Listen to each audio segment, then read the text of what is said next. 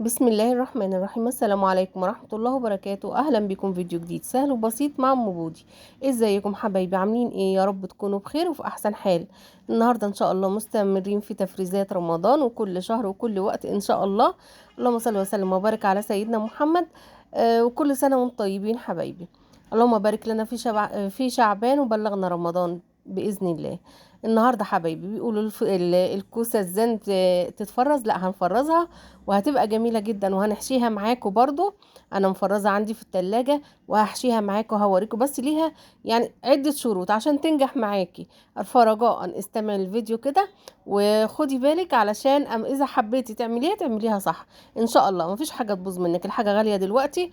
اللهم صل وسلم وبارك على سيدنا محمد. ربنا يبارك لنا ويبارك لكم. انا طلعت كيس اللي في الفريزر. انا كنت هحشي النهارده، هحشي في نفس اليوم ده يعني. فطلعت كيس علشان اعمله معاكم. فلازم حبايبي الكوسه، آه، هن هي ليها خطوات هتتعمل بيها لسه قبل ما تتجمد كده يعني. علشان واقول لك تقعد معاكي قد ايه. لو حابه تجمديها بطريقتين، لو حابه هنشوف الفيديو ان شاء الله. اللهم صل وسلم وبارك على سيدنا محمد. فلازم اول ما تطلعيها من الفريزر تكوني محضره الحشو بتاعك، محضره الخلطه بتاعتك، محضره الحله او الصينيه اللي هتحشي فيها او هترصي فيها. تطلعيها من الفريزر على الحشو على طول. هتطلعيها من الفريزر على الحشو على طول، ما تسيبيهاش تفك. انا بقول الكلام ده دلوقتي وهقوله تاني. اللهم صل وسلم وبارك على سيدنا محمد. اذا سبتيها تفك هتبصي تلاقيها بقت طريه معاكي، ما تنفعش تتحشي خالص ولا هتنفع معاكي اي حاجه. فلازم زي ما بقولك تحضري الخلطه، تحضري الحشوه، تحضري الحله بتاعتك اللي هترصي فيها، اللي هتحشي فيها. اللهم صل وسلم وبارك على سيدنا محمد. مثلا عامله كميه كبيره، ما تطلعيش الكميه كلها مره واحده عشان ما تفكش معاكي. يا دوبك كده تفك 5 دقايق، لقيتيها مثلا لازقه ببعض ولا حاجه. 5 دقايق كده بس، استني بس، او دقيقتين. يا دوبك يفصلوا عن بعض، بس هي ما تبقاش لازقه ولا حاجه زي ما انتوا شفتوا كده. وتحشي على طول، احشي ورصي على طول في المكان اللي هتسوي فيه ان شاء الله. وبمعلقه كده، ت... يعني بايد المعلقه كده تنزلي بيها الرز زي ما احنا شايفين، علشان خاطر الكوسايه او الوحدايه كده. اللهم صل وسلم وبارك على سيدنا محمد، تتملي رز من تحت ان شاء الله. وبرده البدنجان هنفرزه معاكم. بس البدنجان ما بيحتاجش انه يعني بتسيبيه يفك البدنجان، بتسيبيه يفك. طبعا انا جبت الكوسه وغسلتها وقورتها وحطيتها في ميه بحبه ملح على طول كده يعني. اللهم صل وسلم وبارك على سيدنا محمد. والبدنجان برضو بتقوريه وبتسيبيه تخين، والكوسه برضو بتسيبيها ملحمه مليانه، ما ترفعهاش عشان يبقى لها طعم كده مع الخلطه وانتي بتاكليها. والبدنجان نفس الحكايه، ما ترفعوهوش برضو. هنا بقى هحضر ميه سخنه. انا حطيت حله ميه على البوتاجاز، فيها حبه ملح، وفيها معلقه صغيره سكر، وفيها رشه فلفل اسود. عايزه تحطيها حطيها، مش عايزه تحطيها حطيها، بس بتدي طعم حلو في البدنجان كده لما بيتحشي ان شاء الله. انا عامه يعني لو بحشي والكوسه، هنا الميه ما بسيبهاش تغلي. الميه ما بنسيبهاش تغلي.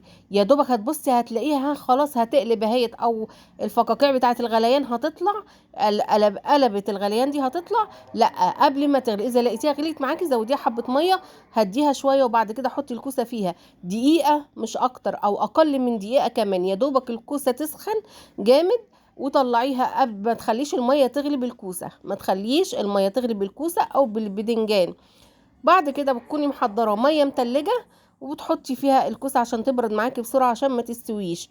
بعد ما بتبرد معاكي بنصفيها في مصفى كده نكفيها، علشان ما يبقاش فيها اي ميه. اذا سبتي فيها اي ميه، الميه دي هتتجمد معاكي في الفريزر، هتيجي تحشيها مش هتعرفي تحشيها، علشان التلج اللي هيكون سادد وحده الكوسه. فلازم تسيبيها تتصفى كويس جدا جدا. زي ما عملنا مع زي ما عملنا مع الكوسة هنعمل مع البدنجان.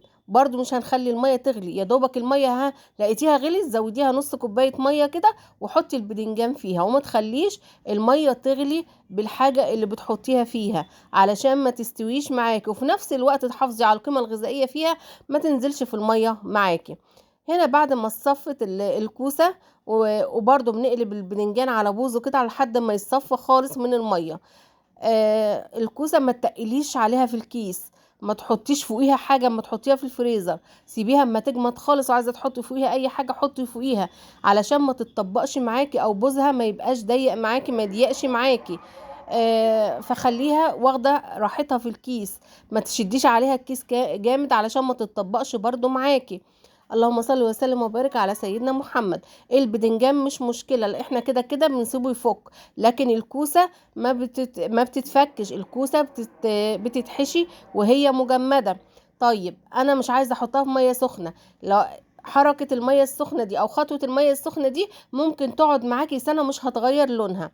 لكن اذا ممكن نحشيها، نفرزها بعد ما تتحشي وتتغسل وتتصفى خالص خالص من الميه، ونفرزها عادي. بس ديت مدة صلاحيتها هتبقى شهرين، هتنيها محافظة على لونها وشكلها لمدة شهرين.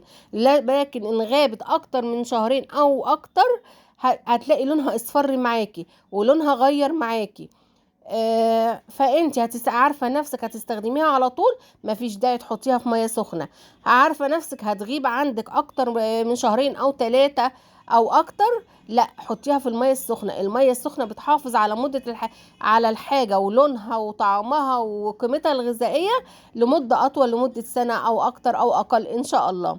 انا بقى التفريزات، انا كنت منزله فيديو قبل كده بطريقه التفريزات اللي معانا دي. طماطم وصلصه، واللهم صل وسلم وبارك على سيدنا محمد، وكيس البزل اللي انتوا شفتوه معايا دوت. بقول لكم انا مش بفرز الحاجات دي كلها او مش بشتري الحاجات دي كلها في يوم واحد او بعملها كلها في يوم واحد. لا انا مثلا نزلت السوق، ما جبت بزله، معايا فلوس زياده، جبت 2 كيلو زياده اشيلهم في الفريزر، وهكذا. معايا جبت طماطم، لا اجيب 5 كيلو ولا 3 كيلو ولا 2 كيلو افرزهم برضو واحطهم في الفريزر. ده طيب دوت ايه؟ ده بصل محمراه على الطبخ على طول، هو كده مش محروق. البصل لما بنطفي عليه ونسيبه شويه فبيدي اللون الغامق دوت، ولما تيجي تحمريه تنزليه ناقص لون عن اللي انت متعوده تعمليه بيه، لان درجه الحراره بتاعت الماده الدهنيه هتحمره معاكي برضو اكتر شويه. وادي معانا البدنجان اللي احنا فرزناه. اهم من ده كل الحاجات دي كلها انا قايلاها في الفيديو الاولاني ان شاء الله. البدنجان بقول لكم هنا بنسيبه يفك، لكن الكوسة ما بنسيبهاش تفك، بنحشيها وهي مجمدة. تكوني محضرة الحشو والخلطة والصينية اللي هتحشي فيها، يعني تطلعي من الفريزر تاخدي تحشي على طول. اذا سبتيها تفك هتطرى معاكي. اللهم صل وسلم وبارك على سيدنا محمد. ممكن عايزاها مدة قصيرة شهرين ولا حاجة، ما تحطهاش في مية سخنة. عايزاها تقعد معاكي سنة، حطيها في مية سخنة. زي ما الخطوة اللي احنا عملناها مع بعض دي. اللهم صل وسلم وبارك على سيدنا محمد. الكوسة اذا سبتيها فكت هتطرق معاكي، مش هتعرفي تحشيها. لازم تتحشي وهي مجمدة، ولازم تتصفى كويس عشان قلبها ما يبقاش مليان تلج وتعرفي تحشيها. انا هنا كنت حشيت اهو زي ما احنا شايفين.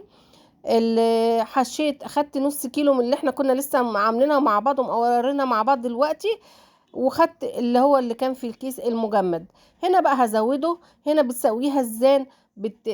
مثلا انا حاطه دورين اهوت. الدور الاولاني اللي هو في قاع الصينيه دوت، يا دوبك قبل ما الميه توصل تغطي الصف، مثلا البدنجانه اللي تحت دي او واحده الكوسه اللي تحت دي، خلاص كفايه كده. حتى لو جه الصوص معاكي زياده، مجرد انت بتختبريه كل شويه، لقيتي الرز استوى والكوسه استوت والبدنجان استوى، خلاص بتطفي عليه. ما يهمكيش بالصوص اللي تحت ده، مش هيأثر في الحاجه، بالعكس بيديكي ليها طعم حلو برضو. هنا بقى دي واحده الكوسه اللي هي الطازه اللي احنا لسه عاملينها مع بعض، ودي اللي احنا كنا مفرزينها مستويه يا جماعه. بعد ما سويته واستوى دخلته في الفرن وولعت الشوايه عليه مع الفرن عشان ياخد لون كده شويه. اللهم طبعا كلنا عارفين بنسوي المحشي ازاي. واي استفسار اي سؤال انا تحت امركم. هنا الكوسة بتتفرز عادي. اي خضار بقى بيتحط مجمد، يعني بتحطيه في الحلة في الخطوة بتاعته وهو مجمد، ما تسيبيش اي خضار يفك. اذا فك الخضار بيتهري معاكي ومبيبقاش طعمه حلو وبيفقد قيمته الغذائية، لان المية اللي بينزلها الخضار دي هي اللي فيها القيمة الغذائية كلها، وفيها الفيتامينات كلها الموجودة فيه. فما تسيبيش اي خضار اي لحوم تفك خالص. اذا فكت يبقى اكنك ما بتاكلي اي حاجة. السائل اللي بينزل منها ده هو الفيتامينات الموجودة، هي الفيتامينات اللي محتاج لها جسمنا عشان تاكلي أكلة صح. اديني بقولك على كل حاجة بسم الله ما شاء الله، اللهم بارك. وربنا يحسن ما بين ايديك ويحسن ما بين ايدينا. والكوسة اهيت بسم الله ما شاء الله، الرز فيها مفرفر، اللي هي اللي احنا لسه عاملينها طازة لسه ما اتجمدتش، واللي هي كانت مجمدة، الاتنين زي بعض بسم الله ما شاء الله، ما تفرقش لا في طعم ولا شكل ولا اي حاجة. ودوت بقى قوليلي هو ايه؟